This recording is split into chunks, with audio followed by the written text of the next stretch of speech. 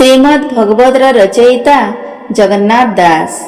पुरी जिला कपिलेश्वरपुर शासन रे भगवान दास निजर पत्नी पद्मावती सह वास करुथिले।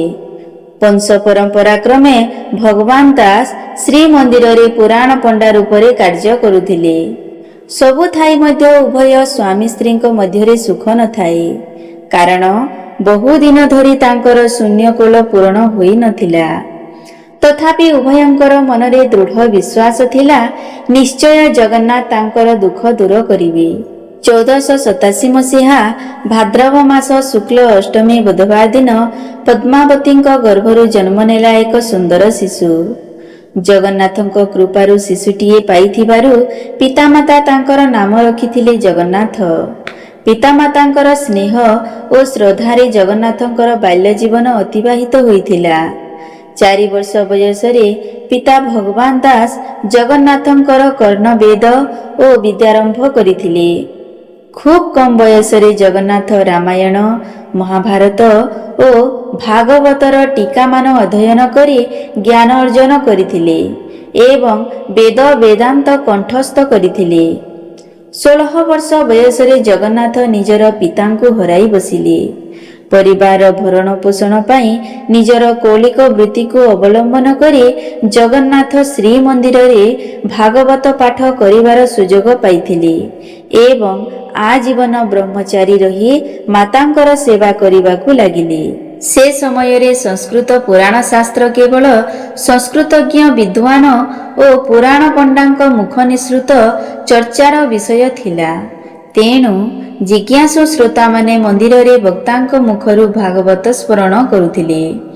थोरे जगन्नाथंकर माँ पुराण पंडा ठारू संस्कृत भागवत शुणुथिबा समय रे गोटिए शब्दर अर्थ बुझी न पारे वक्तांको अर्थ स्पष्ट करिबाकू अनुरोध करिथिले। मात्र वक्ता अर्थ बुझाइबा परिवर्ते तांको जणे साधारण मुढ़ा नारी भाबी तिरस्कार पूर्ण उक्ति सुनाइथिले। माता पद्मावती मनरे कठोर आघात लागिथिला।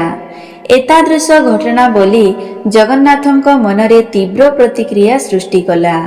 मातांकर इच्छा पूर्ण करिबा पाई से संस्कृत भागवत को ओडिया रे लेखिबा पाई निजर इष्ट देवता जगन्नाथଙ୍କୁ प्रार्थना कले। भावग्राही प्रभु जगन्नाथଙ୍କର निर्देश क्रमे जगन्नाथ दासकर लेखनीरु जन्म नेला ओडिया भागवत। प्रत्येह स्वरचित ओडिया भागवतर गोटिए लेखाएं अध्याय जगन्नाथ निजर माँ को पढ़ी शुणाउथिले। एहार भाव और भाषा सरल और हृदयस्पर्शी होइथिबारु प्रत्येक ओडिया जगन्नाथ दासकर प्रति आकृष्ट होई पड़िले। जाति धर्म वर्ण निर्विशेष बहु नर नारी जगन्नाथ दासकर मुख निसृत भागवत बाणी शुणिबा पाई भिड़ जमाइले। जगन्नाथंकर एतादृश कार्यावली तत्कालीन पुराण पंडा मानकर कौलिक वृत्ति को बंद करिबाकु लागिला। तेणु पंडा माने क्रोधान्वित होई जगन्नाथंकर भागवत को तेली भागवत कोई समालोचना करिबाकु लागिले एवं जगन्नाथंक विरुद्धरे तत्कालीन राजा प्रताप रुद्रंक ठारी अभियोग आनिथिले। जगन्नाथ जने लंपट कामुक और चरित्रहीन, से सबु समय रे नारी मानक गहन रे कटाउछि। एहा थिला पंडा मानकर अभियोग। अभियोगर सत्यासत्य जानिबा पई जगन्नाथ दास को राज दरबार को अणा जाइथिला। जगन्नाथ निर्भीकतार सह उत्तर देइथिले, महाराज आपण खल लोकंकर कथारे विश्वास करी साधुंकु दंडिबा उचित नुहे। आम्भे स्त्री पुरुष निर्विशेष समस्त जिज्ञासु श्रोतांकु भागवत शुणाउछु। आम्भे पुरुष सांगरे पुरुष और नारी सांगरे नारी होइथाउ।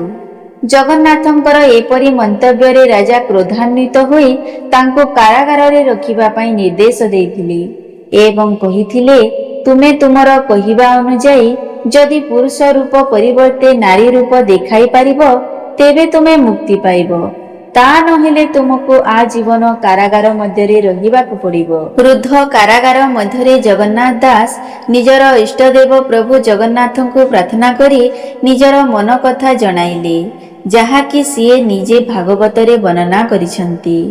ଏ ଯେ ପୁରୁଷ ରୂପ ଯାଉ ସ୍ତ୍ରୀ ସ୍ୱରୂପ ମୋର ହେଉ, ଦେଖି ନୃପତି ମୋରୁ ଭାଳି ଖଳଙ୍କ ମୁଖେ ଲାଗୁ କାଳି। ଭକ୍ତର କରୁଣ ପ୍ରାର୍ଥନା ଭଗବାନଙ୍କୁ ଶ୍ରୀମନ୍ଦିରର ରତ୍ନ ସିଂହାସନରୁ ଟାଣି ଆଣିଲା।